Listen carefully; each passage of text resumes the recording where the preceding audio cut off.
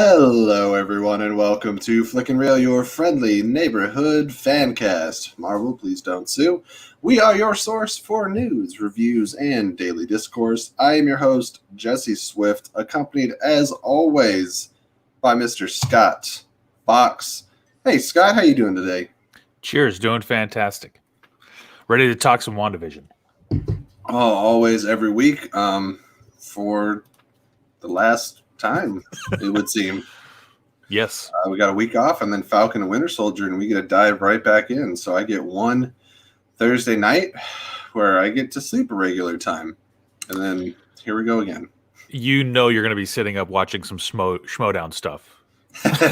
It's very possible. And to anyone watching the video that is a follower of Schmodown, or even if you're not, my match against Amaru Moses is now up and running, so you can check that out in the division of Inner Geekdom. So if you're into Lord of the Rings, Alien versus Predator, I guess History of Violence is on there too. Just all kinds of interesting stuff. Go check that out. It was a solid match. It was a scrap. And yeah, it's very exciting. Can't wait for my next bout in that division. Anyways, so if you can't tell, I am only 40% functioning right now. But before we dive into topics, we do have a message for the fans, both new and old. If you are watching, we really want to grow this channel and devote more time and energy into making informative and entertaining content. And this can be achieved most simply by just taking 1 second right now. Go click that thumbs up, give us a like, and also subscribe.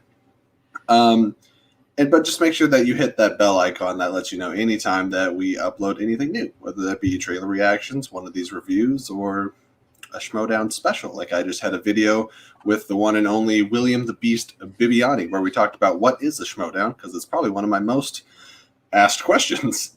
And then secondly, our dream does not stop at 50 subscribers, or at this moment 67.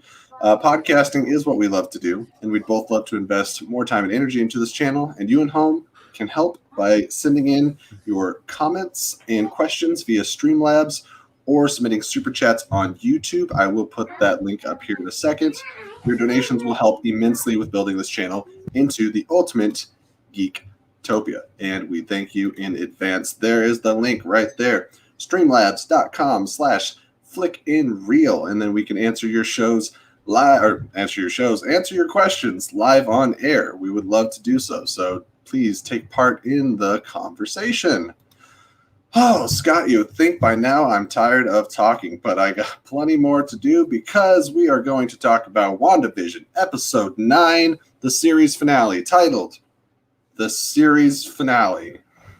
So let's with our it wasn't a coded message. It wasn't even a coded message. It's just like, hey, by the way, this is the last one. And I'm hopeful that this would silence all the people who I know people love this series and they desperately want more. But this was rumored to be a one and done series. And so I like that they actually titled the last episode the series finale. So we know that at the end of this, they've wrapped up the storyline. Now, every good Marvel thing leaves it wide open for more. But as far as WandaVision, this is the final chapter, and it was really good. They did a good job of pulling things together. I agree, and I think we've had a lot of people that really enjoyed this episode. There's been some disappointment out there. And I think some of it, I do blame people involved with the show, because we've had Paul Bettany out there trolling people about working with somebody he's always wanted to work with. We had Monica Rambeau herself, Tiana Paris, I want to say her name is, and she discussed that she can't wait for people to find out who the engineer is. You guys are jerks. That's just mean, and because none of those things came to fruition. And I think the final troll that they could have done is titled this episode Mephisto. I think that would have just just to leave it hanging out there. They literally did. But you know what? The fans, I'll be honest, brought a lot of this on themselves. We did. I'll take some responsibility for that. Well, it's pretty standard for anything in fandom, right? We're huge fans of fandom, and in all of these things, you have what the studio can produce, and then you have, which is this, right? And you're not gonna be able to see my arms, but they're stretched fully, and my wingspan is 6'5", right? And so it's out of the screen, and right, we have this, what they can give us, and then we have all this that we want. And so no matter what you do, the fans are constantly thinking of more, more, more, more. And so, but they did a really good job. They stayed in their wheelhouse. A little of this episode was predictable. I'm not going to lie, but we've been building to it. So you could, if you know anything about how movies and how storytelling works, and foreshadowing, all this that happened in episode 9 was laid out ahead of us, regardless of what a lot of fans wanted or what they still want coming out. It was pretty clearly lined up for us. Exactly. We talked about it last week, that we had a feeling of exactly how the showdowns in this episode would go, who would be fighting who, and that all played out basically exactly like we said. And it was pretty good. It was really good, actually, well, and we got to see some really awesome battles in this. You bring up foreshadowing and also fan expectations, and it makes me wonder where that concept of, like, granted, maybe we made more out of who the person in witness protection was, and it could have just been an average Joe. Yeah, it could have just been, they were just explaining why Jimmy Woo was there. Yeah. And then we wanted to know who's Dottie. We made a big, huge thing about that. My defense of the fans comes only in the form of Mephisto, because how often did we hear devil in hell, and it just seemed really like a little above and beyond. But I think a lot of this, I think Marvel knew what they were doing. But I will not say I was disappointed in this episode overall. I really liked it. I think this has been some of my favorite Marvel content. I think fans as a whole are not used to episodic content within Marvel, and watching a 5-hour movie broken up, 5 or 6 hour movie broken up into 20 to 30 minute pieces where we have to speculate. Can you imagine watching Endgame and speculating every 20 minutes of the movie? It would be absolutely maddening. If every half hour of Endgame we paused and did an hour and a half breakdown of the past half hour, it would be ridiculous. We would have gotten nowhere. Yeah, and the amount of insane speculation that we would have had, and all the different avenues we would have gone, oh, this person's going to show up, this is how the finale is going to work. So I understand that. I think that this is just a new avenue for us to go down. Totally. And I think it was WandaVision was not supposed to be the premier Disney Plus content for Marvel, but it was, and I think it did a great job kicking us off. Looking forward to Falcon Winter Soldier very much. But with that, let's start talking about some of the things that happened in this episode, predictable or otherwise. The episode wastes no time, kicks off with an absolute bang. We take off right from where we ended with episode 8. And Agatha and Wanda get right into it. And Wanda says, "Did you forget my powers workout here?" And Agatha says, "I'm counting on it," because you know that as we got hinted at, I believe I said this in our last episode, there was the commercial with the shark saying, snacking on your magic. And at first, all of us were like, "Ooh, Mephisto, Mephisto." As we started getting closer, and as we saw Agatha's backstory, I'm thinking, no, that is Agatha. Episode 6 is where that commercial for the treats of snacking on your magic came out with the shark. And yeah, in her backstory, we saw that Agatha, that's how she defeated the other women in the coven, is she just, as they attacked her, her ability was to, I'm going to take everything you have. And so, that was her intent. And we see that first bit that Wanda does to protect the boys and to attack Agatha, she sucks it right up, and Wanda's hand turns black because she's starting to steal that power out of the inside of her. Right, and we've seen that Agatha's hands are already black. And I want to quickly bring up this comment from Brian from Certain Point of View Crew, a good friend of the show here. Said Marvel knew that we were going to do this. That's why they put it on the whiteboard in the one episode. It's sneaky. Yeah, you know what? Kevin Feige really knows how to work the fans for better or worse. I think there was a lot of that involved in this show. Dude, everything on that whiteboard was hilarious when you got a really good look at it and started listing down all the different things it could have been. There was the scrolls. That's what I was going to say. Yeah. Scrolls, they're on there, and that does pay dividends later. Yes, and we will talk about that absolutely. So yeah, we see in this initial part that's how they're going to the battle between Wanda and Agatha is going to be basically, can Wanda outthink Agatha, who's a trained witch and whose power is to steal your power? So the more power Wanda uses, the stronger Agatha is going to get, and it's going to. And this won't be the first time I say this. It was a little bit of like Man of Steel, where you have Superman, who's just kind of raw, untapped potential, against Zod, who is like a trained military, fighting wise, knew what he was doing, even though he was new to the power. So it's not exactly the same, but it's kind of similar.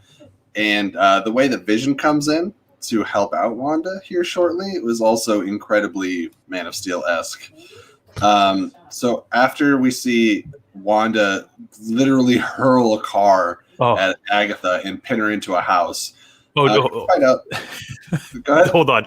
The nod to the Wizard of Oz. Oh, I cackled. And now there's 2 spots Wizard of Oz are in this. So we see the boots under the car after the car levels Agatha down into the ground. We see her boots left there. But then also on the theater later in the episode is Oz the Great and Powerful. And you know what else that is? Oz the Great and Powerful, directed by Sam Raimi, who will be directing Doctor Strange 2, Multiverse of Madness. Yes. Okay. Marvel is a little too good at this stuff. I literally feel like they pay a guy to sit around. They pay a guy to just sit around writing up like, hey, let's sneak this in. Let's sneak this in. Hey, where's a bumper sticker we can put on a car? You know, hey, have we used everywhere Stanley's birthday yet? Put that over there. Yes. It's absolutely incredible. But it's kind of reminiscent also, like Wanda likes throwing cars. She threw cars in Civil War too. She just like hucking automobiles at people. Yep. We go from this scene to then Pietro, played by Evan Peters, who we're still trying to figure out, who he is, and at this point we're still wondering, is this Fox's Quicksilver actually being like mind controlled, or is this Mephisto? Is this Nightmare? Who is this? And we will get to who he is a little later, but he's holding Monica captive. So now we get caught up and we find out where Monica is, what she's doing, and she's screaming out to try to help Wanda. And he says, they can't hear you in here. And then we get to cut out to the not modern, but I guess the outside world with Sword. And we have Hayward monologuing to Jimmy and just being the ultimate jerk. Yeah. The Hayward really was billed as this. The second he came in, I think it was episode 3 was the first time we saw him, maybe episode 4. No, I think it was 3. And then we see this. I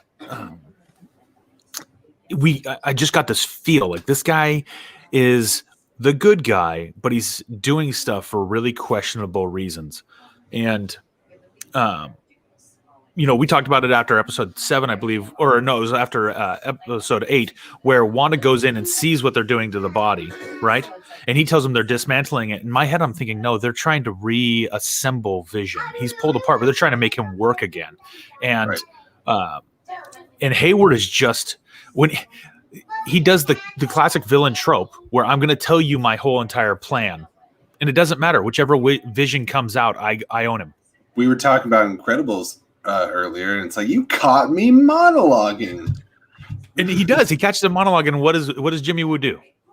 He says, I got backup coming within the hour, and they said, you're bluffing, and they put him in cuffs. And he was already cuffed, but they let him sit down on top of a phone, and he pocketed it. That's right. With a paperclip. Yep, just another magic trick of the great Jimmy Woo. And so he gets out of the cuffs and calls up his buddy and says, hey, can you be here like within the hour? Did you notice his little emotion when he got the cuffs off? He said flourish, kind of the last move. I clapped. I was applauding us. Which is also what Vision says in episode, I think it's 2. Yeah, when he's drunk off gum. yes, when his gears aren't working, which is not how Vision works. But anyways. Really gummed up my works. Oh my gosh. Paul Bettany is an absolute delight. But I love that Jimmy Woo calls him and he's like, hey, can you get here like within the hour? Just like, hey, I bluffed. Can you make it real? Like, help me out here. And who wouldn't want to help Jimmy? But we do need to not flashback, but head over like where from here, I think it cuts back to the Wanda in the street after she's thrown Agatha. She's in the street, and this is where she gets. And we're going to use this verbiage. There's Wanda's vision and vision, right? Yeah, we were trying to debate. Do we call one vision, call one sight? Is one vision, white vision? Is it vision and the vision? We're going with Wanda's vision, and I think you guys know who that is. And then just like the vision or vision. Yeah. And so she encounters vision, vision. And she's like dumbstruck. She sees this is the physical body of the man she was in love with. Whereas the other one's the soul of the man she was in love with. This is the physical corpse of the guy. And she gets honed in on him really quick. And he reaches out to touch her face, like to give that caress with a little bit of firm pressure, trying to crush her head like a melon. Like a grape. It reminded me a little bit of Logan. When we get that scene where Xavier's just pouring his heart out to who he thinks is Logan, and then he steps out of the shadows, we're like, wait, that's not right. Mm-hmm. Oh, I'll cry thinking about that movie. Anyways. I bawled like a dude. When Logan runs in and says it wasn't me. Listen, there are tears to be had in this episode. I'm gonna need a break. But yes, this that moment right there where he's trying to basically crush her skull, and she realizes danger. Man of Steel. Dude. Vision comes in. He's like, "You think you can threaten my wife?" And just like bashes Vision's head into the ground, drags him through the concrete. And he swooped in at exactly the right moment. Which that's to be understood. But yeah, when when we get to see Wanda's vision and Vision battling, it's such an epic fight. And we had a lot of questions about powers, like what powers would be tied to the Mind Stone, what powers were tied to his physical body, how much of that was intermixed, and the battle was very much I think I mentioned this earlier, the Dragon Ball Z floating in the air, hitting each other. It was pretty awesome. They did a really good job. They really put Vision's powers on display, and I've always been a huge Vision fan. And we got things teased a tiny bit in Age of Ultron, which I enjoyed. We saw some of it in Civil War. We really didn't get a whole lot in Infinity War. He was taken out of the game pretty quick as far as capabilities go. So this finale was really what I needed for Vision. It was I don't know how to put it, but we got to see his story come together. And this whole series, as much as it's been about Wanda, it is equally about Vision. We got more Paul Bettany screen time in this series than we had in all the other movies combined. And Vision with Paul Bettany did such a marvelous job in this episode. We got more Paul Bettany in this show than we have in the last decade of cinema, I think. Yeah. And Paul Bettany is such a talented actor.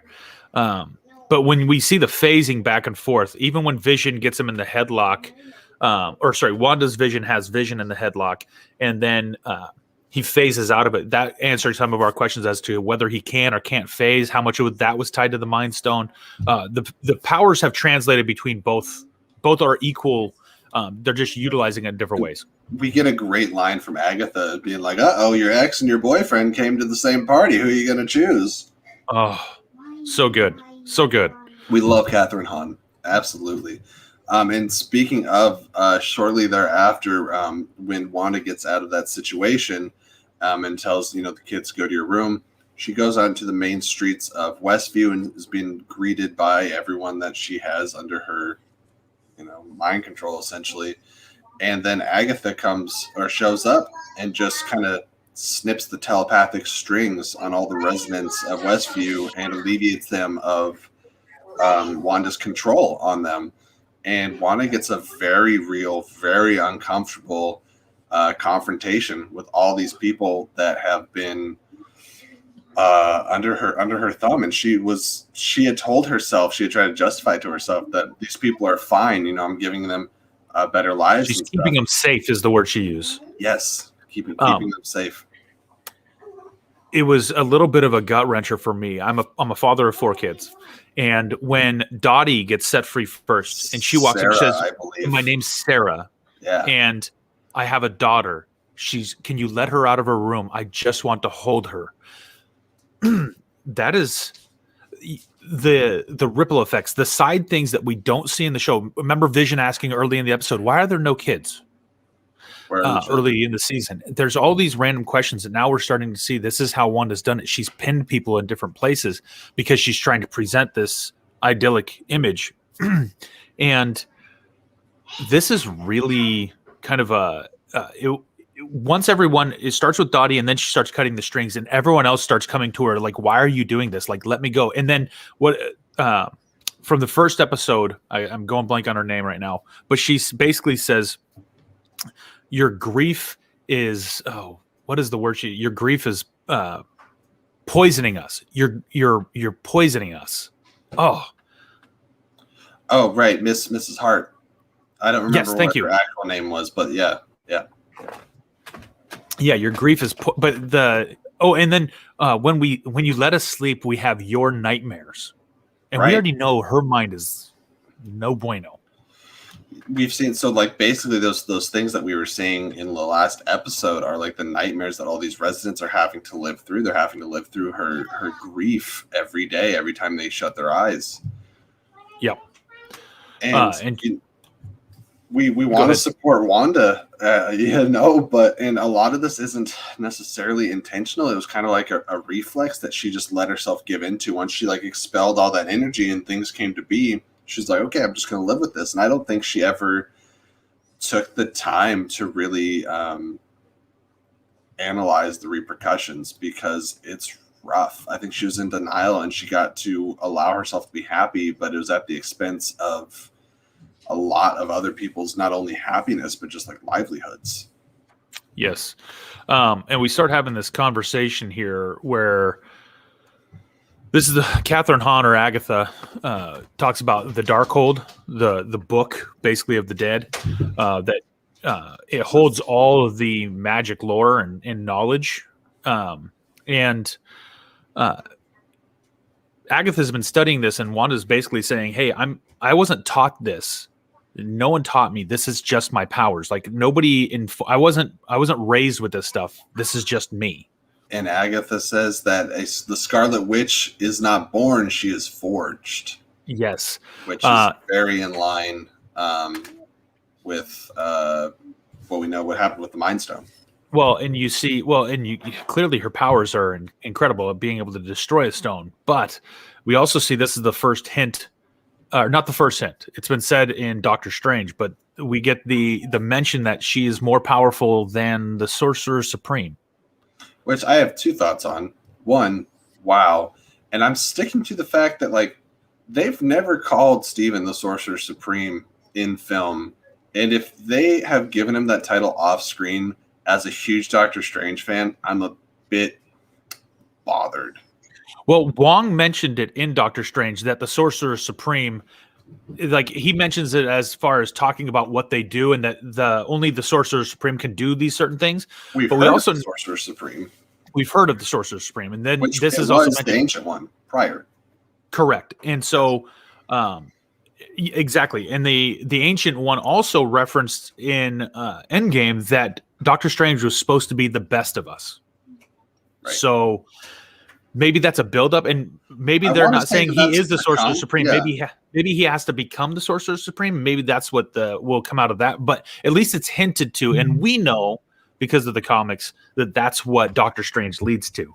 And then Wanda basically is like trying to convince Agatha that she's not who she says she is. She's not this pre-built person that's gonna like.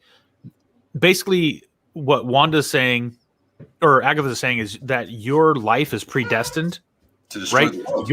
To destroy the world, and Wanda's saying, I get to choose. This is my life. I get to do what I want. From Brandy, really quick. Brandy, thanks for joining the stream, and that's what I'm hoping for. I hope by the end of, because Multiverse of Madness sounds like a really just climactic event for Doctor Strange, for Wanda, and I think that is what earns him. Like, if he's able to like hold all this together and keep the entire multiverse from falling apart and just handle like the biggest like astral threats and things, then he's the Sorcerer Supreme. Listen, in Endgame, he goes kind of full Superman with a dam bursting. He just kind of whips the water up into a tornado to hold it in place to save everybody. I think he got nerfed in Endgame. Yeah, it's like there's too much going on, and they're like, "What do we do with Doctor Strange? Have him hold the water." He's got to protect everybody. he's the water boy at that point. Water boy. Mind you, his powers were such that he could have just, delivered Thanos' entire ship into a different dimension and let it fall for a half hour like Loki. He's definitely got the Superman complex where it's hard to handle Doctor Strange properly. Sorry, I went off on a side tangent, but I just feel very passionately about Stephen Strange. As anybody that knows well knows. It's not just that. I'm a huge Benedict Cumberbatch fan. And so more of him, the fact that and again, Marvel does a great job, but that is a perfect casting.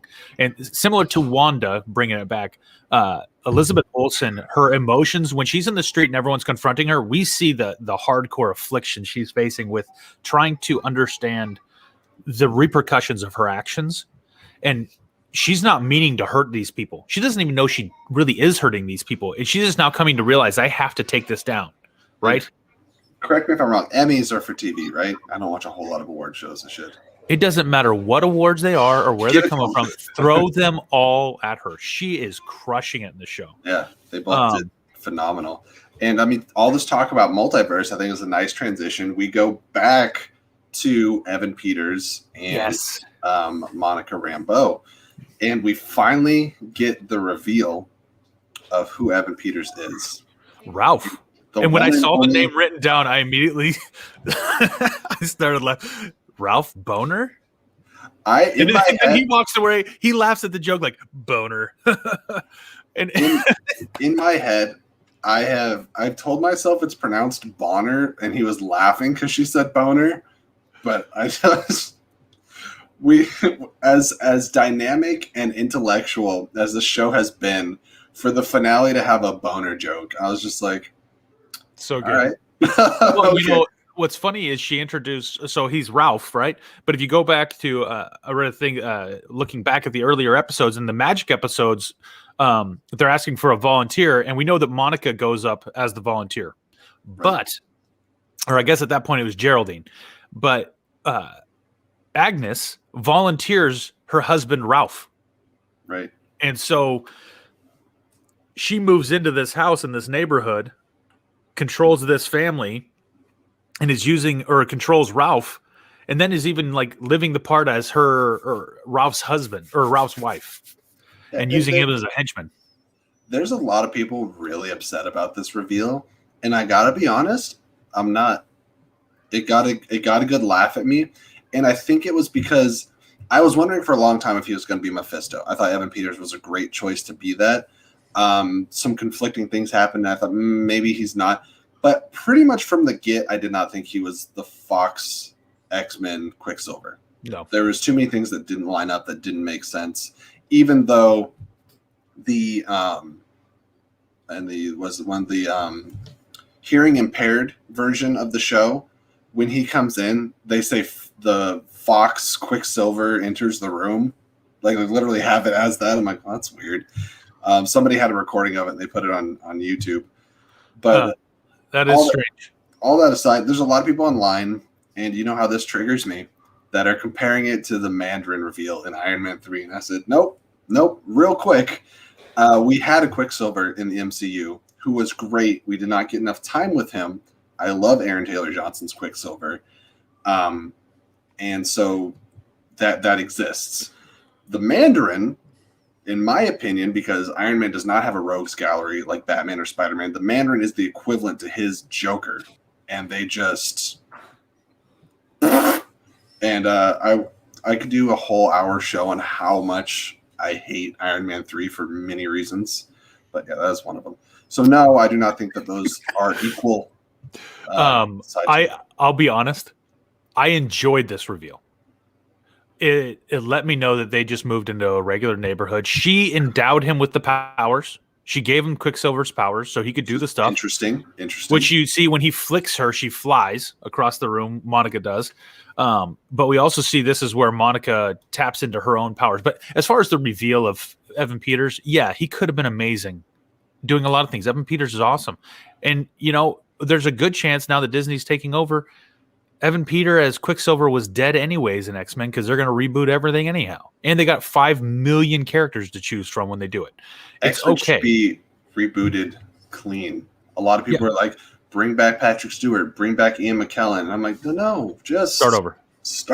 Like there's enough confusing things as it is. And the X-Men continuity didn't even stay true to itself. Start over.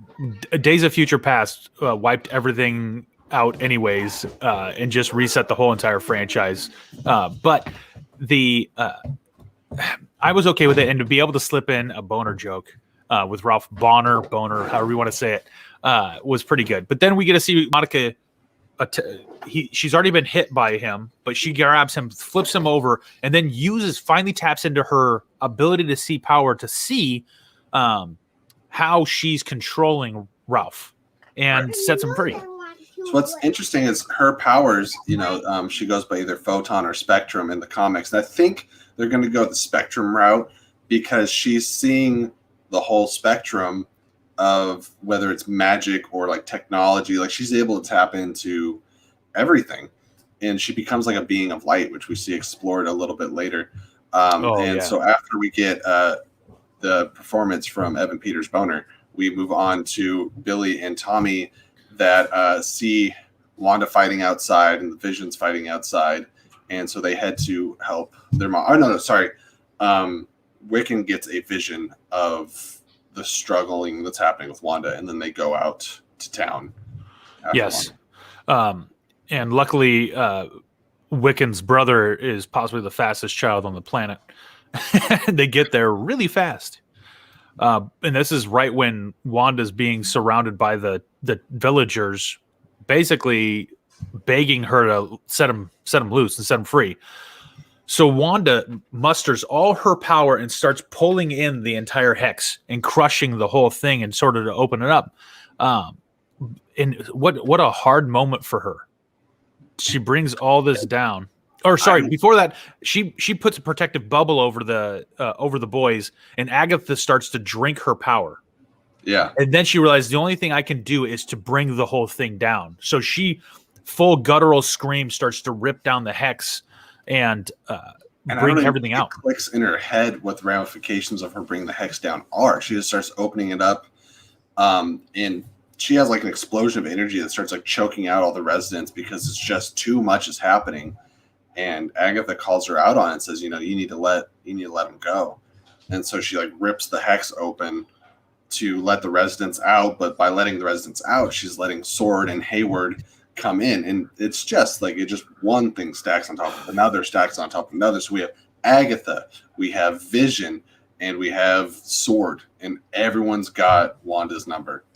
Mm-hmm. They're in a really tough spot trying to figure out how to, for Wanda, she's trying to do what's right, but then taking the hex down, one of the challenging things is she starts to see Vision being ripped apart. In the same way that Vision was ripped apart trying to escape the hex, we see him being ripped apart by the hex coming down. And this lets her know that, like, if this goes, this reality's over. Because, and Agatha tells her, you tied your magic to this reality. And so the things that she's brought out are tied to this entire bubble. And as she's doing that, Billy and Tommy both start to partially disappear and come back. Vision's being ripped to shreds. And that's a gut wrencher. Especially because this is the life she's always wanted. And we have expected that something's going to happen with the kids, but to just watch it slowly, just like piece by piece, it's kind of like if you slow-mo the disintegration, like after the snap. It's like a digital snapping, with the way they're getting pulled apart and separated. And I think Wanda was actually one of the first to go in the snap. So I don't know how many other people she saw that happen to. Yeah. And again, she gets brought back from the snap, and we've found out through the show that this is only 3 weeks post snap. Right. And my fiance Lauren brought up the point that this is months before Far From Home, which I had to do a little timeline research. And that's interesting because we will explore something with Monica that might tie into Far From Home here shortly. I think we get to what is actually my favorite moment, not including post-credit scenes, my favorite moment of the episode, which is when the Visions, let's see, what did we say it was? Wanda's Vision and Vision crash into a library and continue their fight. And Vision asks them essentially, like, what is your directive? He's like, I have to destroy the Vision. Oh, well, sorry. I had to back up one spot. We get the family pose out in the street. Vision swoops in. The boys are there. They all huddle together. And then Sword circles them. And as Sword comes in to circle them, they do it's literally a screenshot basically out of The Incredibles as the family are posing together. And what's the question? Pat brings up a really good point. He says, I love how Vision and the twins falling apart mimic the effect of House of M. And that is true. When they're getting, when she's losing the kids and everything, and her whole reality is being torn apart. Great. The source material that they leaned on for this show is fantastic. And I'm glad they really pulled some of the best stuff out for this. And while hardcore fans who know the comics will see all those correlations, your average fan that doesn't know that stuff, this is so good to expose them to. But yeah, the last time that we reference the comics either. I have a very specific one that I want to bring up. It's actually in the thumbnail. You'll see I put a little something of Vision in there. But it comes up later. As to what you talked about, as now they've set up, we see the boys. Wanda tells boys take care of the military. Which what a flex to have your 10-year-old kids be able to take on the military. Well, and we see also here's the first time we see not just the mind power of Wiccan, but he's got magic, and his magic is that blue magic, kind of like the witches that Agatha stole from. But here we see seems to kind of come across as a neutral magic. We see in this moment, Wanda goes to battle Agatha.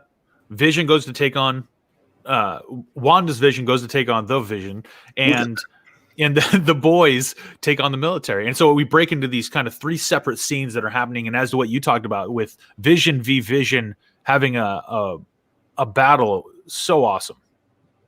It's really awesome to see all the phasing and stuff. Like I said, this is really what I've always wanted to see from Vision. But then it gets to what else I love about Vision, which is his methodology. And it's something that was fantastic in Civil War when he says, I forget how he put it exactly, but what they do incites conflict and, chaos. And he breaks down for the other Vision. He asks him, what is your directive? What is that you want? He said, I must destroy the Vision. And he basically says, I'm only a circumstantial Vision. And then he backs up. He's like, I request elaboration, which is just... Well, and then Vision basically lets him know that he is the physical body of the Vision, but he says that I lack the memories. Well, no, the memories aren't there, but you have the programming. Right. The moment... set aside how cool the action sequence of them fighting is, because it's a spectacle to behold. They did a beautiful job of their fighting. But when he sets loose and he touches the brain, he goes, may I help you?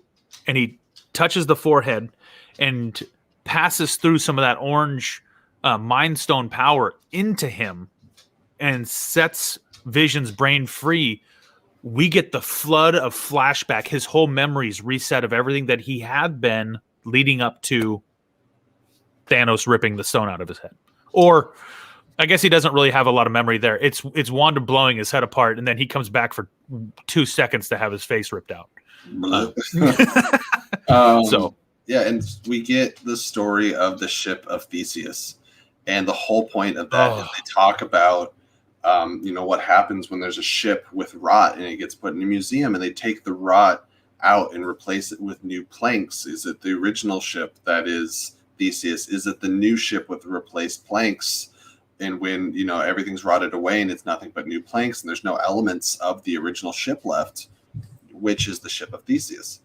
And essentially the conclusion that Vision comes to is neither are the ship, but both are the ship. And so he says, then you are the true Vision as you believe yourself to be. And he says, I once thought that, but, you are the body and I have not a single fiber of original material. And it's fun. My fiance's next to me. She's like, we don't have time for this. I was like, I have all the time in the world for this conversation. Please. I'm here for it. In this Vision, one of the things about Vision with the Mind Stone is he's very philosophical, right? They get down into the psychological portion of everything. And this is a moment I replayed that scene, and I was actually standing up like 4 feet from my TV, listening very intently, like trying to wrap my head around what they were saying. And it was so beautifully done. And in this series, Vision has always had, he quotes Shakespeare. He's always got a novel with him, and he's quoting different authors. And then this one about Theseus, he does such a great job, and he really causes you to question who really it is. And my belief in this is that as he touched him, he not only reset Vision's brain memories and all the programming that he had originally with what was created with Jarvis being inside of him, with a little bit of Dr. Banner, a little bit of Tony Stark. They're all imbued inside of that. But I think he also put some of that power from the Mind Stone, some of what Wanda, because Wanda said that a part of the Mind Stone got trapped in her, and she gave that to Vision, and then Vision can pass it into the other Vision. Right. Just putting that out there. And I like we saw in the last episode, what is grief if not love persevering? Yes. They gave Vision the lines, and it won't be the last one that we get in this episode, but it was so beautifully written. And really quickly, there's 2 comments here I want to throw on here. Thank you, Alberto. I'm glad they rebooted Vision and decoupled his soul from his mind, which I think will allow for more freedom in the storytelling going forward. Possibly ending the Wanda and Vision marriage is dope. Really interesting. I think it could be potentially heartbreaking because Wanda never really saw what happened with that Vision. He flew off, and I don't know what she knows. And no, I don't think she understands what happened there. I don't think she understands at all because he just took off. And we literally his cutout there, that is the Vision gone from the episode. And then he has a powerful line. He looks and he gets his memories unlocked. He goes, I am the Vision. Pew! He's gone. Which reminds me of when we got our first introduction to Vision in Age of Ultron, when they ask kind of what he is. He goes, I am. Like he just, he exists. That's all he can think of. And then we got Pat here. Not only did we get this awesome phasing battle with the Visions, but then we get a philosophical battle as well. Marvel and the showrunners here and the director and the writers understand these characters so well. And I think no matter how you feel about the finale, I think that's undisputable or indisputable that they get what these characters are about and how to represent them.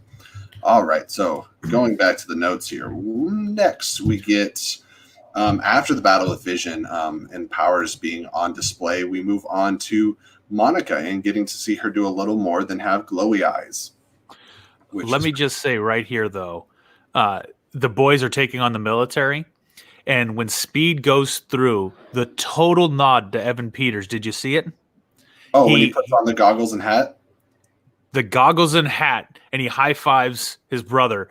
But that's after his brother freezes everyone, and then he runs through just knocking everybody out, disarming, doing all his stuff. And then he kicks back, and he's got the sword hat with the goggles, full-on tribute to Evan Peters. Yeah, not even in WandaVision. That is Days of Future Past, hat and goggles. I wish I know that we talk about the budget for this show being over $200 million. I wish for the life of me, one small, maybe even 3-second moment of the slow-mo Evan Peters style Speed with Speed would have been, because those are my favorite parts of the X-Men Quicksilver are the slow-mo scenes. They're beautiful. The Young Avengers is coming. Let's hold out hope. We're going to see some wild stuff. Oh, I'm sure. But yes, that little tribute there. But then we see after he's disarmed everybody, or Haywood comes out. Yeah, and just what a D-bag. Like, I don't know how to soften the blow on that. Shooting at kids. Look, yeah. And there's been people I've watched on several after shows that are like, oh, well, he was there during the 5 years. He saw the world go to chaos. He's not that bad of a guy. He's just doing what he deems necessary. All right, how do you feel now? You feel stupid? You should feel stupid. He literally is only about power, controlling Vision as a programmable super weapon. And then when these kids are doing this stuff, he shoots at them. Not only shoots at them, he tries to kill Monica, who is the daughter of the lady who found the company or the corporation Sword that he's the director of. And he's just like, you know what? You're in my way. You are between me and my goal, and I'm going to kill anybody in my path. 3 shots and emptied the clip. He was really hoping one of these was going to hit one of them. And what she does, and it took a while for me to process what it was, when the bullets hit her and like into her body, she basically absorbs the kinetic energy. Yes. Like they pass through and then just drop on the other side. We did see Wiccan catch one, though. Yes. Yes, the third one that goes by Monica, Wiccan catches and drops, which is very cool. And I like that Monica says, I like your tricks. And he's like, yeah, thanks, yours too.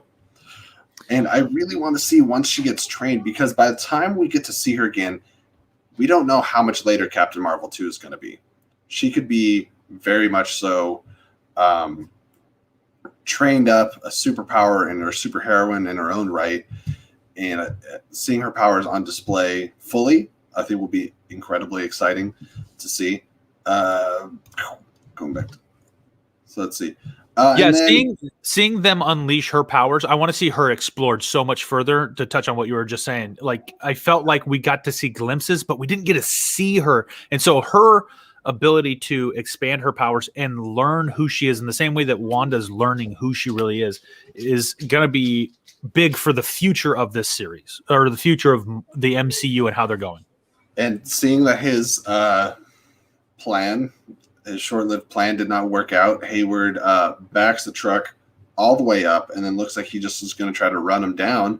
And then who stops him? Who stops Hayward? Oh, shoot. This was my favorite thing. When I saw the food truck coming, I literally, if my kids hadn't been asleep, I would have like screeched with giddy excitement. Because when that puppy comes in the side and T-bones Hayward's Hummer, it was so beautiful. Darcy comes flying in from nowhere and just mashes it. Yep. Have fun in prison. And I love this show for making Darcy so likable, because I found her character to be a bit grating in the first 2 Thor movies. I mean, I had problems with both those movies. I like the first Thor movie. I think Dark World has a lot of issues, but Darcy in both of those was just a bit much. She fits so well into the show. Let me just say this. I know that Marvel's got this giant whiteboard with stuff listed all over, right? There's all this information, all these different stories. Scrap them. Give me Jimmy Woo and Darcy on whatever series I can get them. Their back and forth interaction is gold. Now, how you get an FBI person and a doctor of astrophysics working together in some weird project, I don't know. But maybe the better half of Sword will hire both of them on. Oh, well, what is it? Sword's based off of Maria Rambeau, and then we got things going on in space, which we'll talk about. So I think they belong in Sword. Not to jump too far ahead, but we see at the end of this that Monica tells Jimmy Woo when he's directing everybody towards the end of the episode. Monica says, what is it? Something looks good on you. Not power, but being in charge looks good on you. Something along those lines. And they're in need of a director. That's a good call. Is Nick Fury the director? Because he's up in that space station far from home. We don't know. Yeah. Again, I want to bring Marvel's got a lot of stuff. A comment from Pat, because I like how this is broken down, because I hadn't thought of it this way. He says, so that is 3 colors that we see her use, right? Purple eyes lets her see magic. Blue is when she's fighting Wanda, and yellow when she gets shot. Subconsciously, I noticed that she had different eye colors, but I never really made the correlation. That's true. I think that's an awesome point. Again, the spectrum of light and what it represents. Yeah, tapping into different abilities, different phases will allow her to utilize different stuff. The question is to what extent. How fascinating to have a chameleon-esque adaptable hero. That is a new thing to do. The only one time that we've seen that really is like X-Men First Class with Darwin, who just ate a fireball and then died. So I would love to see what happens with Monica Rambeau. Yeah, it's going to be good. But then right after that is where we kind of jumped around a little bit. Right after that is when we have the Vision set free, and we got the I am Vision line came directly after that. But then when we cut back to Agatha versus Wanda, and their initial thing when Vision went off to fight Vision, the kids and Monica went to go fight the military. Wanda went up in the air and just disappeared. She's getting a lot better at flying, and she's also learning things very quickly, because we saw Agatha do the little poof banish earlier in the show. Yes. And this will not be the last time that we see Wanda learn very quickly from something she saw Agatha do. Oh, totally. But we cut back and Agatha's looking around for Wanda, and Wanda sneaks out right behind her, and she does the mind control right into her ear. Creepy little. This is how she got into the head of Tony Stark. She got into everybody's heads. In the words of Ralph, red wiggly woos. Yeah, yeah. The little some of this stuff. I would never not call it red wiggly woos from here on out. But they transport back in Agatha's mind, or in reality, somehow they transport back to the stake burning from 1693. Yeah. And there's all the ladies. And what's awesome here is we think Agatha's in trouble, and Wanda's bringing the other ladies back to hurt her, but the other ladies recognize that you're the Scarlet Witch. And this gets flipped on her, and Wanda has to reveal herself. She gets the tiara or the crown or the headpiece, whatever you want to call it. Yes. Powering up, and then to get out of that nightmare, she just explodes with energy, and then we get right back into Westview, and they're flying through the sky. Now, before, Wanda trying to fly with her powers, even in Infinity War, is rough. She can kind of land with it, she can shoot up, but she doesn't like straight up fly. She is now Supermaning all over the place. Yeah. Her powers have evolved. Well, and she, as they come out, they begin the battle, and Agatha's basically treating like, I'm just going to suck up all your power. I'm going to take all your energy, everything you got. And Wanda just keeps hitting her with it. And it's real Wanda quick. Thanked her for the lesson. Go ahead. I'm going to let you take the scene really quick. I got to do bathroom break. I'll be back in like 2 minutes. You're good. And so Wanda thanks Agatha for the lesson about the runes. And as they're battling, Wanda's just throwing all the power she can, and Agatha's sucking it all up, using all the power and just absorbing everything as Wanda's trying to destroy her. But basically, it had this feel of in Ang Lee's Hulk, at the very end, the villain is trying to absorb all the power from the Hulk, and the Hulk says, "Fine, just take it all." And it's so much power it kills him. And this had that feel of like, fine, you want the power, take it, keep sucking it up, have all the power you can think of. And Wanda's just feeding it to her like crazy until she's burned out completely. And then Agatha basically says, okay, I've got it, and tries to use the magic back to finish Wanda off, and realizes that she has no power. And so I just said that Wanda gave everything to Agnes. Agnes goes to use it and finds out her little purpley fingery things don't do anything anymore. Purple wiggly woos. And it's very Thanos with the snap. Yes. Oh, wait, what happened? You just got a big glove. That's it. It's empty.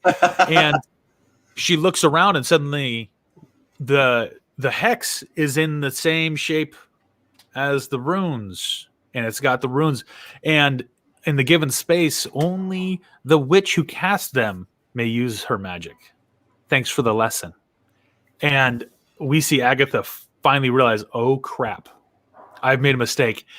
And Wanda gave her all the power. And then we see Wanda just suck it right back. But in that, she also gets the tiara back, or it starts to form back, and she absorbs everything. And then we see the full transformation. We see the image that I chose for the thumbnail here. because it's not too much of a spoiler because it's very similar to the last episode. I didn't want to give too much away in the thumbnail, but it is such a beautiful shot of her descending down with the full Scarlet Witch realized costume, outfit, power level. This is the moment. Like, she was called the Scarlet Witch earlier in the show, but this is when she truly becomes that. The force to be reckoned with, the wielder of chaos magic, the hell hath no fury, like a woman scorned. This is the Scarlet Witch. Well, and even Agatha tells her that, you don't know what you've just unleashed. So we don't know the repercussions of her fully realizing her power, but it's intimidating. It's really scary, to the point, the fact that she can alter reality, she can do all these different things. And this is also like, she brings Agatha down, drops her to the ground. She's weak now. And we see a very civil conversation because Wanda knows you have no power here. And so I'm going to talk to you almost like a child. You have no power here. It's so good. And her costume looks great. She looks awesome. But it's a damn good costume. We see the when she comes down to the town, we still see S.W.O.R.D. is all surrounding her. We see Vision has the boys and Monica in the back. The ice cream truck is still plowed into the Hayward's vehicle. And Wanda says it's okay. You're going to stay here for a while. You're going to live here. This is your home now. And sets her mind. She goes, I'm going to give you the role you always wanted to play. And sets the mind on Agatha and wipes it out. What is the comment there? The show is secretly... It's secretly an origin story, and he loves it. And I said, absolutely. Kevin Feige set that up. He said that we will finally get to see the Scarlet Witch before the show came out. But I mean, I think upon watching it, I kind of put that out of mind, and I was just enjoying the show. But the second in episode, the last episode, when she says that makes you the Scarlet Witch, it all started coming to full fruition, and I was like, oh yes, this is when we get the fully realized power set of Wanda. Yeah, and it's so good. And she also went through all the stages of grief.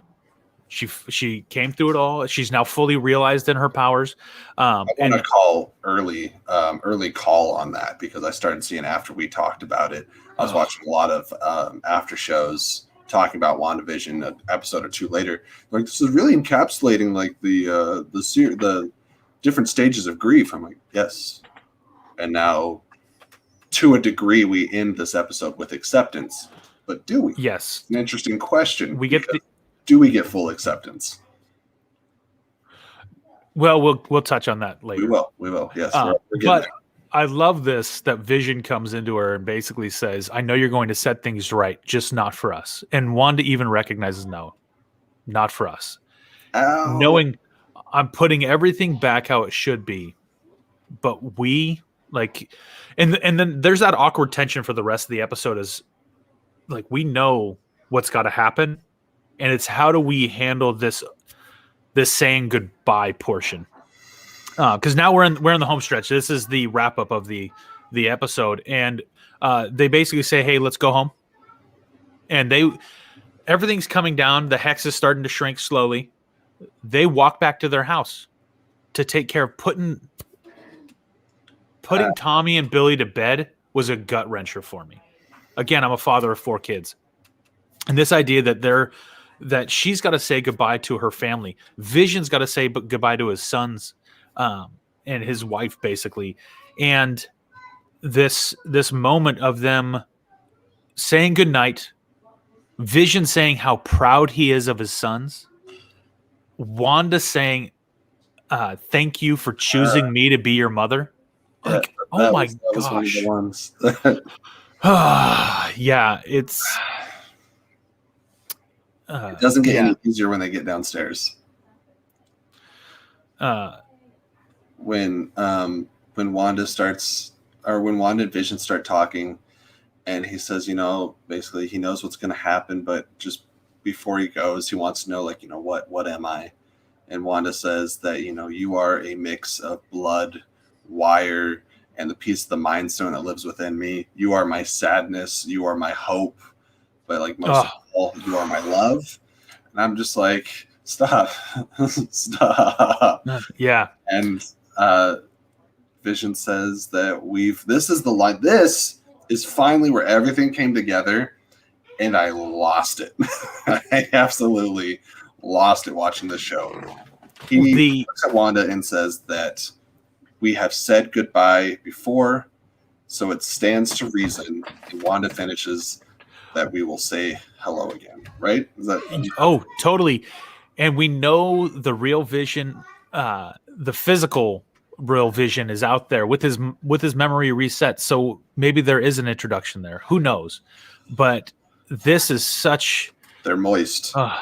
Dude, it was really good. Now I will.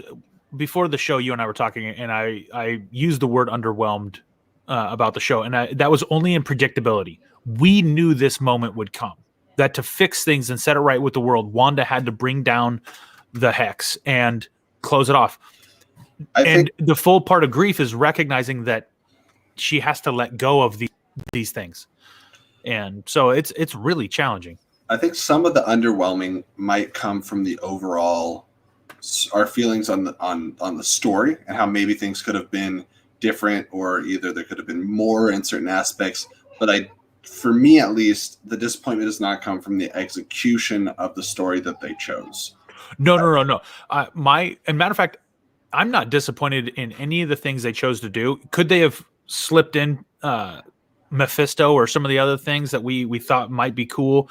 Could Evan Peters really have been Quicksilver reanimated? There's a lot of those things that we could talk about, but the execution, this hit the emotional high point at the emotional high point. And the goodbye between Vision and Wanda, when she's holding his face as the Hex goes to the living room and he pulls apart slowly. Oh. And then he says, so good. He says, goodbye, darling. Yes, as his last words to her. So good. Paul Bettany. Okay, if Elizabeth Olsen gets all the awards for lead actress in a limited run miniseries, however the Emmys justifies making their awards, because who knows how they come up with the titles for them. Paul Bettany is best supporting actor. He is amazing in this. And at the end here, the emotional portion is so over the top. It really did hit perfectly. But then we see her standing where we were revealed she was. She's in the empty lot with just a foundation. And I lost my train of thought a little bit. I'm going to throw this in there because I think Brandy kind of has a similar feeling as we do. I don't think they could have added any of the other things everyone wanted in the 9 episodes. I think everyone would have felt even more let down when things weren't explored fully. That does remind me of my point. I think a lot of the times, especially in franchises, people complain that this one thing was just a setup. Like Amazing Spider-Man 2, Iron Man 2, parts of Age of Ultron. It felt like it was too much setup and not enough storyline existing within the realms of the film itself.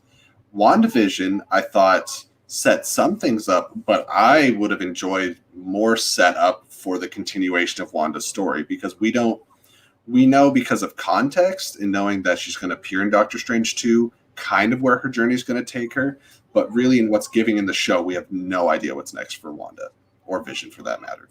And I think that they could have leaned into that a little more.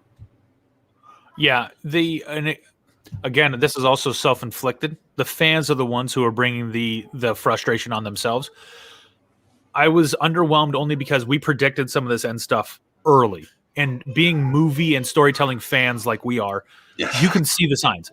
But the execution was flawless. They did so well. We can complain about some things, but it's not.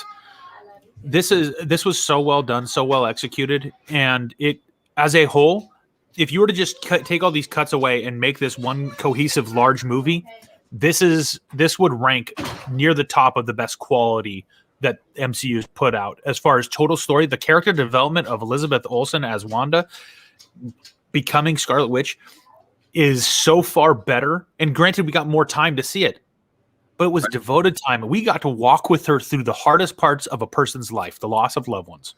and see how her character grew, changed, was emotional, said goodbye, and came to accept what was happening, and then was able to move on. Sorry, go ahead. I was just going to say, I agree with your sentiments. Just want to move on towards the post-credit scenes, because that's the last little bit. We ran a little longer than what the two of us usually do on an episode, but it's the finale, and we're kind of summarizing an entire show, so that is to be expected. Well, the last thing is she also said goodbye to Monica Rambeau. Yes. And all the village people were looking at her, and she goes, "This isn't who you are." And she says, "Yes, but that's all they can see me as. This is how they will always see me." And because what she did to him. Monica gives her a little bit of reassurance, saying that, I would have done the same for my mom. And there's something that I agree with as far as a critique goes, is there's some people out there complaining that Monica says they'll never know what you sacrifice for them. And I'm like, hold on. These people were literally tortured for like a month. And you want to tell Wanda that they'll never know what you sacrifice for them? That's on Wanda. No, totally. Yeah. You know what they sacrificed for her? Everything. Dude, their whole lives put on hold. The one guy, they didn't have a choice. The one guy talking about his father being sick, and I need to call my dad. There, and then the Dottie saying, "My daughter's been locked in a room. I just want to hold her." Nope. Wanda, I understand you lost Vision and your two kids, but you were bringing some terrible stuff on other people. It's a mixed emotion. So I think most of that worked, but that line of dialogue, I was like, no, you don't get to say that. Neither of you get to try to have that cop out. No, that's, you know what? You brought that on yourself, and which is a really hard thing to say. And I feel bad, but at the same time, to make it seem like it's those people, or those people should be grateful for being trapped in an alternate universe. That's not their fault.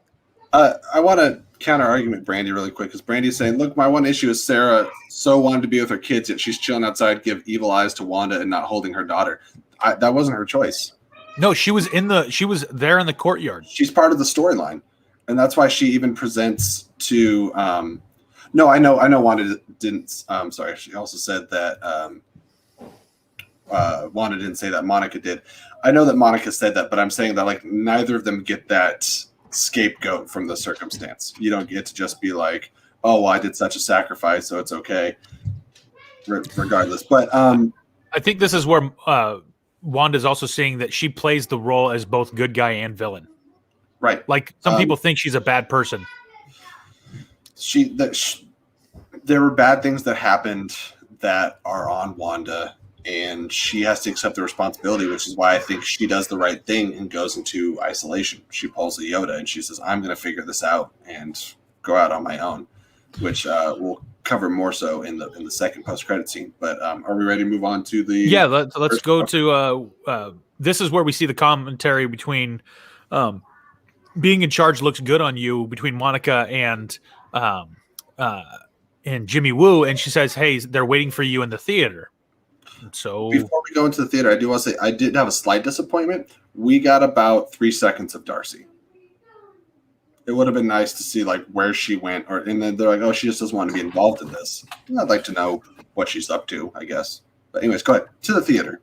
Yeah, so they move into the theater. A lady comes and asks her to come in there, an FBI agent. They get all the way inside the theater. There's nobody. Well, who's waiting to talk to her? And then the lady transforms. Me and my still theorizing brain was still like, is this Reed Richards? Is this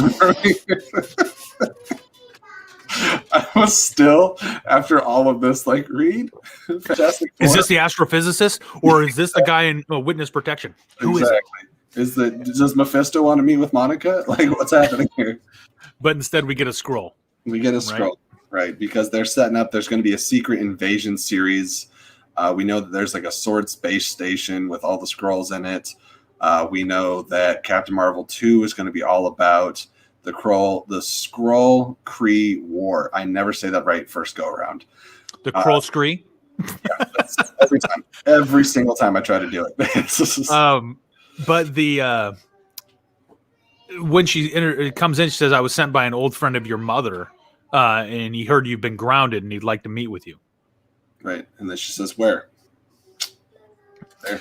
And of course, you already hinted at this is the nod to Nick Fury up in the space station. Thought, yeah. I mean, I would assume, because some people are like, oh, she's referencing Carol Danvers. Two thoughts. I think she just would have said Carol Danvers. And, yeah, she would have just said Carol. And secondly, as was hinted at earlier in the show, I don't think Monica and Carol are on great terms. We're not talking about her now. Yeah. That was her line when it was brought up earlier. Nope. So we'll see what that leads to. And that was it. The show was over, right, Jesse? Yeah. Listen, I stayed the whole time. I did. At first I thought that was it. And I had a slew of emotions. I'm very interested and invested in Monica. However, the next time we're going to see Monica feels like it's like 2 or 3 years from now. So for them to set that up, I'm like, this isn't what I need right now. This is WandaVision. Where's Wanda's story going? I need the setup for that next chapter. So I sat pretty quietly through the remainder of the credits. And then we do get a panning shot over a lake to a nice little cabin in the mountains. In the mountains, rather. I saw a question. Is this Wundagore Mountain? Wundagore Mountain, where I think it's Chthon, or however you pronounce that. Yeah, and also that's where the Maximoff twins were born in the comics. In the comics, and also where the Darkhold book was written. Yes. And so there's question, is this the location? But we know she's in the mountains in a cabin, and we see Wanda sitting outside drinking some coffee quietly on a beautiful mountain morning. And then she gets up and walks inside. And so going inside, I'm thinking, okay, is this Mephisto? Who's inside? Literally, I can't move past the Mephisto thing. And who's inside? Did she meet Vision? Is he hanging out with her? Who's inside? And we get all the way inside, and it's who?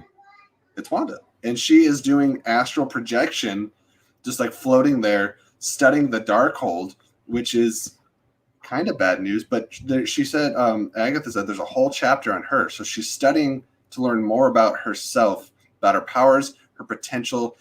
And then she hears something that I think could be very significant to the storyline of Multiverse of Madness, potentially. What does she hear?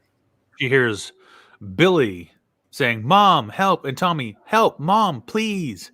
She hears the echoes of the kids' voices calling out to her. And that's it. Cut. Yeah. And an interesting point that was brought up later after watching the episode is whenever we have seen Doctor Strange use astral projection, he's unconscious in some manner. He has studied in his sleep, or he was on the operating table unconscious and did the astral projection fight. Wanda's multitasking with astral projection, which is terrifying. The fact that she can be separate from her body while her body's working. Which also, hey, Doctor Strange went through 1,400,000 or 14 million, whatever it is. We got a cameo there. My son is so awesome. Doctor Strange can use that to branch himself into different realities to be able to see everything in one shot and then come all the way back. And Wanda's using it on a whole nother level. If I could read and study and still like drink my coffee and sit out front enjoying the scenery, I would be doing that daily. There's a couple things that I want to cover here. So we got from Pat, I can't help but wonder if Wanda's story would have flowed better without all the COVID changes to release dates, because Multiverse of Madness was supposed to release in May of 2021 originally. So that would be coming right up here. And I agree. There's been some interesting continuity shifts, which also brings us to Alberto's comment. He says, before you guys wrap up, can you guys touch on how you feel about the rescheduling of Phase 4 and what effect it'll have on viewer continuity? Complicated, conflicting feelings, because we were supposed to get first Black Widow, then Falcon and Winter Soldier, and then WandaVision. Eternals might be right after or in there somewhere. But I don't know. I think I need to get a few stories in, both with movies and shows, to see if they had to make some changes, if things feel inorganic. I've missed Marvel, but I don't know, Scott. How do you feel about what they've had to do? I'll be honest, this is one where I got to sit down and look at the whole new schedule and see exactly what everything says, because the problem is if they're changing the sequencing for movies and shows, then you're going to have continuity issues. However, Marvel's pretty good at doing this in a well choreographed way, and I'm sure that they have people thinking through this really thoroughly. But I'll be honest, like Black Widow's what now, 2022 release? It's been pushed again. No, Black Widow's supposed to come out. I think it's May now. It's this May. Okay. Well, it's finally coming out a year later. And we have all this stuff. We've talked about this. It's just a backlog. So whether they change the sequence or they just squeeze it in, we get it really fast. To be honest, I think the best thing they could do would just be to release all of it back to back to back to back and just push out material. It's like 2-3 months apart. Yeah. Even 2 months. Yeah. 2 months apart. 8-week runtime is more than enough in a theater. We're not having another end game that's going to run for 6 months. No. 2 months would be adequate. Especially not right now with limited seating. No. And to be honest, they should be using their streaming platform more effectively. Black Widow should have been cut and released to the streaming platform. They pushed it too far, and apparently this sets the stage for phase 4. Well, then get it out. Quit waiting, because you're only backlogging stuff. Yeah, and Brandy said, we know that they had to change Falcon and Winter Soldier because it originally tied into Black Widow. I believe that Florence Pugh was supposed to show up in both Hawkeye and Falcon and Winter Soldier, and Falcon and Winter Soldier had reshoots. They got stopped because of COVID like 3 or 4 times. So I'll be right back. Yeah, no problem. We'll see what happens with it. As I've said before in other shows, not the most attractive form of verbiage, but I've said that Marvel is really constipated right now because we have Eternals is done, both filming and post, I believe. And also we have Spider-Man No Way Home is in the middle of filming, and Black Widow has been done for a while. Shang-Chi has been done for a while. So you have all these films that could have released at any point in time, and then they're not. Here, we're going to do this real quick for a second. And they're not coming out on time. And then we got shows that we're waiting on with, She-Hulk and Miss Marvel and all that stuff. We'll see how it plays out. We're looking forward to it. Scott, I know that you can't wait to do so much more Disney Plus show coverage, but this has been an absolute blast. Well, as long as I'm okay with doing Disney Plus coverage, as long as Disney Plus continues to put out this quality material. That's right. Mandalorian's been great. WandaVision's been great. Yeah, and that's covering 2 different things. So the Star Wars, currently the best thing Star Wars has going for it was Mandalorian. 2 seasons of outstanding some material. Chaos magic happening on the home front right now. Pay no attention to what's happening behind the curtain. That's right. But then with Marvel, we went this super long time with no real good content because of COVID and what happened in 2020. And the amount of time between Far From Home and WandaVision was a long time. Yeah, it was over a year, correct? It was closer to 2 years. Yeah. So we have this mass amount of time, and this was outstanding. They really did a really good job with the show. So as long as the content is great, I'm cool. I'm more than glad to keep covering it. However, slip me some of those movies without having to pay $30 for a premiere pass. Buy it from home. They got to make their money back somehow, because if they can't have it in theaters, they got to do it back. And I think that's what Black Widow is really trying to avoid, because these movies are expensive. That's true. But with the platform streaming, I'm pretty confident that Disney's making their money. Just throwing that. What is it? With like 95 million subscribers at this point? At $10 a month? Yeah. All right. So we're wrapping up now. Thank you. This is the most involvement we've had on one of our shows, which has been fantastic. Thank you guys so much for getting your comments in there. And great added insights. I'll throw this up here real quick. If you guys want to support, if you want to see the channel grow and get some more production in here and stuff, maybe add to the backgrounds or get a more advanced version of StreamYards, get some cool layouts going. That's all things that we want to do. But, we both have day jobs. We both have things that we do that forbid us from putting as much time and energy into this as we would like to. So with your help, that's something we can do. You can support the channel by going to streamlabs.com/flickandreel, or whenever we do live shows like this, doing super chats on YouTube, and that helps very much. Again, thank you so much for joining us. We will probably have maybe a news breakdown next week in between, and then after that, we get to talk about actual like current events. Exactly. And then we're going to pop right back into talking about Falcon and Winter Soldier and start the whole thing again. Looking forward to it.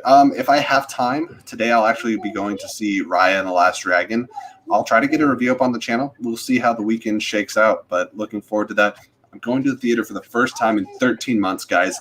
I might cry before the movie starts. I'm feeling it well up inside right now. But we give you full permission to express all your emotions as naturally as possible. Thank you so much. If you're not already following me, guys, please, I am at Jesse Swift, known as the Jackal in the Schmodown. You can find me on Twitter. Also, Stereo, you can follow at the Jackal. Scott, as we see here, at Pastor Dad Fox on Twitter.